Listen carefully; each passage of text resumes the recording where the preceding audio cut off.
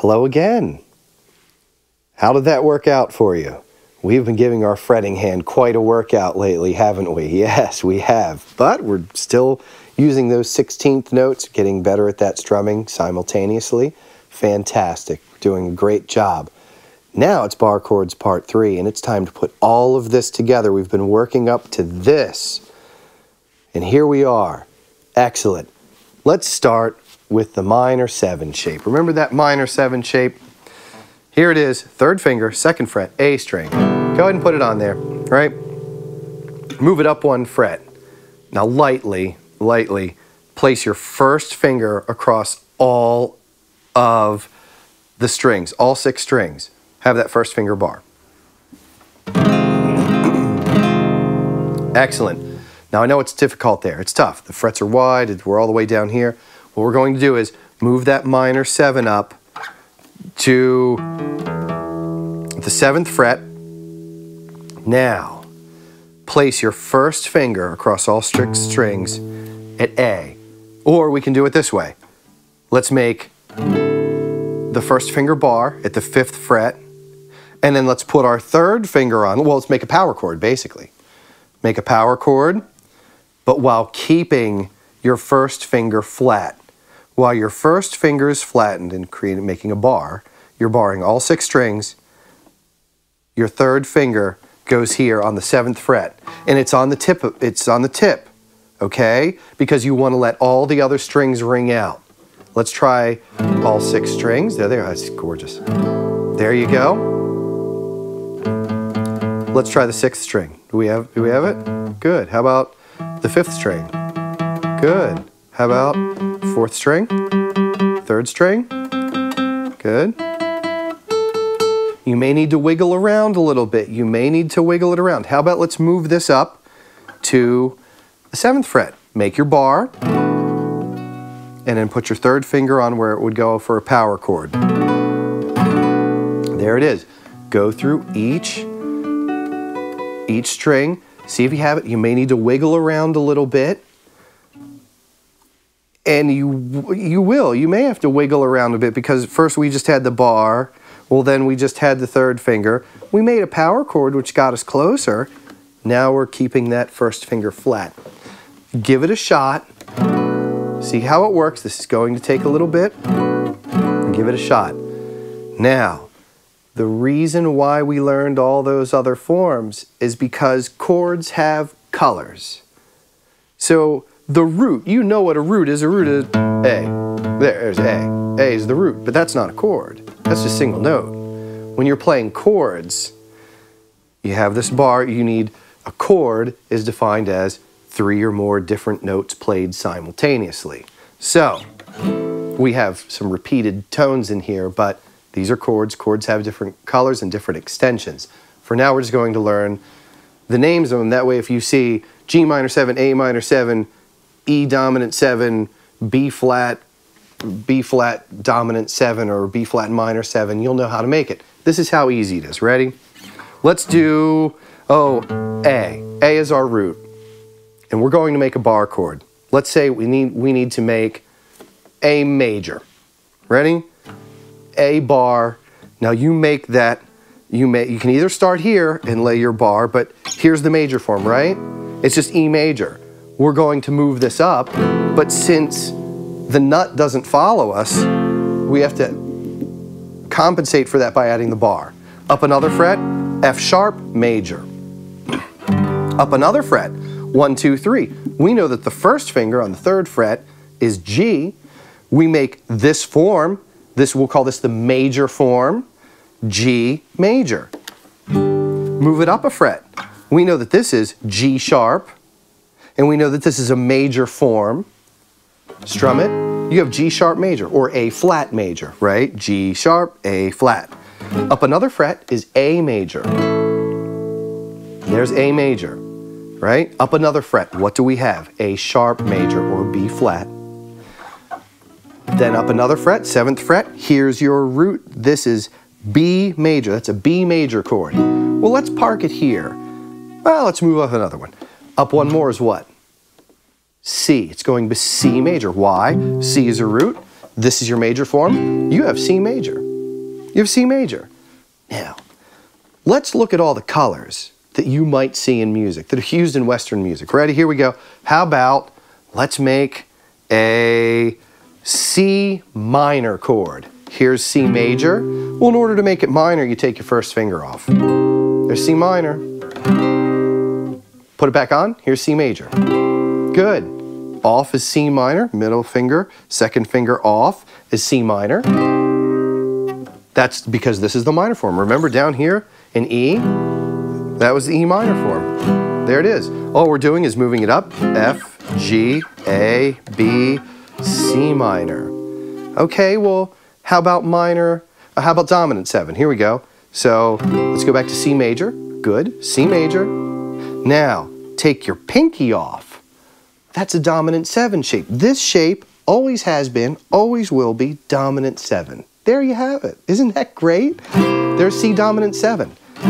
There it is. C dominant 7. Put that pinky back on. You have C major. Here's another way to look at it. You take your middle finger off, that's minor. All of them on is major. Take the middle finger off. Whenever you take the middle finger off and strum a bar chord, that's minor. You put that thing back on there. Anytime you take your pinky off and you strum that bar chord, that's dominant 7. That's C7. That's a C7 chord or C dominant 7. Most people just call it C7. Sometimes you'll hear C dominant 7.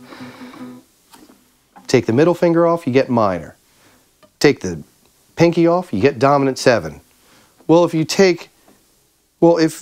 you take your middle finger off, that's minor, and you take the pinky off, that's 7, what do you have? Minor 7. There it is. There it is. You have it. What you've just learned right now is with one bar and a few shapes, you've learned, let's see, let's do the math here. We have 12 different notes and we have 4 different flavors. We have the flavors of major, minor, dominant 7, and minor 7. There you go. You have 4 flavors, and how many different roots do we have? 12. 12 times 4, you have 48. You have just learned 48 chords. As far as major, minor, dominant 7, and minor 7, that's all the chords. Now, you'll see chords, especially folks who want to go on and study jazz and extended harmony, and it gets crazy. It gets crazy. But for most of us, and don't worry, we'll get into the jazz stuff. I love it. I love extended harmonies. I love dissonance. To me, it's gorgeous. At first, it sounded, what's a major 7 chord? That sounds terrible. And then I got used to that, and I was like, well, what's this flat? Oh, that flat 5. Oh, that sounds, that's rough. And then all of a sudden, I started to like it. That's just personal taste, personal preference. And jazz music that's another thing. We'll get to that if you want to. What we're going to do, what I'm doing now, is focusing on what you're going to see 90% of the time in pop music, rock music, jazz, bluegrass, country. We'll stick to really, Western tonalities, and certainly Western as in Occidental culture. So Western music, and indeed jazz is Western music, right? Great, but we'll take the flat 5s, sharp 9s, flat 13s, and the susses, and all of that you'll see. Those I always look at as special circumstances or special, they're special chords, for certain purposes. But for now, let's take a look at this. You've just learned 48 chords. And most of the time, those are the chords you'll see. You'll see those 48 chords. So now if I say C sharp minor 7, you can figure that out. If I say G flat dominant 7, you can figure that out. Let's do it right now. So really every chord, major, minor, dominant 7, and minor 7, Now you know them all. That's why bar chords are important. That's why they're so important. You can play any of those chords. Really, for those flavors, there aren't any more. You now know them all. That's why it's worth working on this. So here we go. Let's try G major. Well, where's G? This is how we think through this. Where's G? Well, there's my root, 3rd fret, right? Good. And what did I say? G major? Yeah. Well, that's the major form. Strum it. There you go, G. How about G flat major? Sounds so complicated, doesn't it? Oh, G flat major. G flat. Boom, right there. Major. Here it is. There you go. G flat chord. Good. Sounds complicated. How about A minor? Now we know this A minor. Cool. Now you know 2. Ready? Where's an A minor chord? Where's another A minor chord? Where's an A minor bar chord? Well, there's A. We know the root. There's A. And if this is A major, you take your middle finger off. That's minor. There you go. How about B flat minor? Okay, well, here's B flat. And let's see, that's B major. If I take my middle finger off, that's minor. That's B flat minor. B flat minor. There it is. Good. How about, here, let's, F sharp minor 7. Break it down. F sharp. F sharp. Simple. F sharp minor 7. You always start with this chord right here, and then you say, okay, F sharp minor 7. Yeah. How about A minor 7? Break it down. A. Good. A minor 7.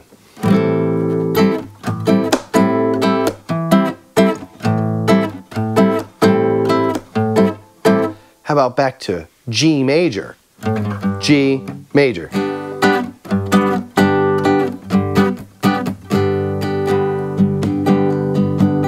C16 starts 1 E and a 2 E and a 3 E, A minor 7. There you go. Now you know how to figure it out. Let's do a few more. D. D dominant 7 or D7. All right, where's D? There's D, 10th fret. D, and what did I say? What did I ask for? A dominant 7? Okay. 7. Anytime I take my pinky off, that means 7. D7. Great. How about a C dominant 7? Where's C? There's C. There we go. Well, he said 7, so there we go. There's C7. There you go. How about C sharp minor 7? Here's the grand prize. Ready? C sharp minor 7, go. Let's see, where it's C. Think through it. C sharp minor 7. You got it. You have it. 48 chords. You can hear something that sounds as ridiculous as A flat minor 7. Whoa! A flat minor 7. Take it step by step. A flat minor 7. A flat minor 7. You got it. Let's put all of this to use. Congratulations. Excellent, excellent work. Excellent job. You hung in there, you stuck with it, and you have it. Now, why do we go through all of this? What's the purpose? The reason, or the purpose of this, is to make a whole lot of music. You can write your own, you can play other people's, and other composers from all across the genres, we're all using the same chords. An A flat minor 7 in jazz is the same as an A flat minor 7 in rock or pop or funk or soul music. Gospel, we all use the same chords. That's the beauty of music. That's one of the things I love most about music, is that we're all using the same chords. Think about guitar players, how different they sound. We're all using the same chords. It's how we express it. That's the beauty of it. Same thing with rhythms, and we'll start getting into rhythms. I love rhythms. I love rhythmic explorations. Why does Latin music sound the way Latin music sounds? What are the colors? What are the chords that they use? Will I find a major 7 tonality in bluegrass music? Maybe not so much as, say, jazz. They're tendencies. It's not, these aren't hard and rigid lines. That's the beautiful thing about music. We blur these lines, and that's how different bands have different sounds. They gravitate towards certain tonalities, they experiment with certain things, and you go, oh, I see. Oh, this Carlos Santana, they were using that minor 7 chord there. Wow, it sounds a little, you know, jazzier. You'll hear people say that. It has a sort of jazz sound. With different elements, we borrow from other sounds. You listen to Afro-Cuban music, you go, wait, whoa. You know, it was a huge departure for me, right? I was raised on a certain type of music. I heard it in the house all the time, in the household all the time. I gravitated towards certain types of music. And boy, you know, listening to Led Zeppelin, or all of a sudden I would listen to Willie Dixon and go, whoa, wow, where'd this come from? Or then I would discovered, then all of a sudden somebody turned me on to Carlos Santana. Oh, wow, listen to this. And then Paul Simon or whatever, Iron Maiden. Whoa, Iron Maiden. So that's how we learn and grow. Oh, wow, what's Elvis Costello doing over here? Well, this band, Steely Dan. Wow, oh, man, Parliament Funkadelic.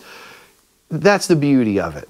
And it's, whether it's music that's happening now or music that has happened decades or even centuries ago, there are so many tonalities to explore. The tonalities that we have just learned, that will cover you. These will have you covered. And like I said a while ago, what's that minor 7, flat 5? Okay, those chords would show up. I was in, to give you a bit of the history, I was in high school, I was in the jazz band, right? So I was fine with most of these because I would just play my power chords all over, well, not power chords. Sometimes I'd play power chords if I really didn't know. If I saw a really crazy, like A flat, you know, dominant 7, sharp 5, flat 9, flat 13, I'm just playing A flat there. And then we'll be done with it, and I'll move on to the next chords that I didn't know. Because as we're learning in music, you just want that, you want to keep that song moving. You can't raise your hand, hey, stop, hold on. You can't stop the gig with that. You have people out there dancing, right? You have to keep that motoring on. That's why this strumming hand keeps going. So, and you'll learn with open chords, right? We learned one shape for one chord. The reason why bar chords are so beautiful on guitar is because really, to make an A flat minor 7 chord in this open position, it's called the open position. It's E, in E, it's an open chord. E or A minor 7. Those roots are there, like D chord, G chord, C chord. But do you see, when I make a G chord, that's a different shape, and that's where we're headed next. The G chord is a certain shape. D chord is another shape. E chord is another shape. Oh man, C chord is another shape. Oh wow, there's so many, F is this, there's so many different shapes. Well, if you learn a bar chord, you don't have to learn a different shape. You just take this thing and slide it around, just like power chords, right? And you can play just about any song using bar chords. You can find it. It may not be the exact way that your favorite artist is using it, but chances are they are. Guitar players, bar chords, synonymous. There you go.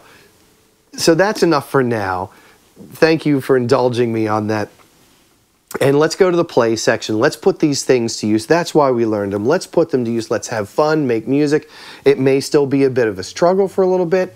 It was for me. It was a struggle for me to do bar chords. I kept working at it. And when this hand got too tired, when my fretting hand got too tired, I worked on my rhythms. So that's what you can do too. Oh, this hand's tired. That's okay. You count 1 Eana, 2 Eana, 3 Eana, 4 Eana. It's okay to give it a break, and then after a little bit, come back to it. All right? Thank you. Be well. I'll see you in the play section. All right, let's go.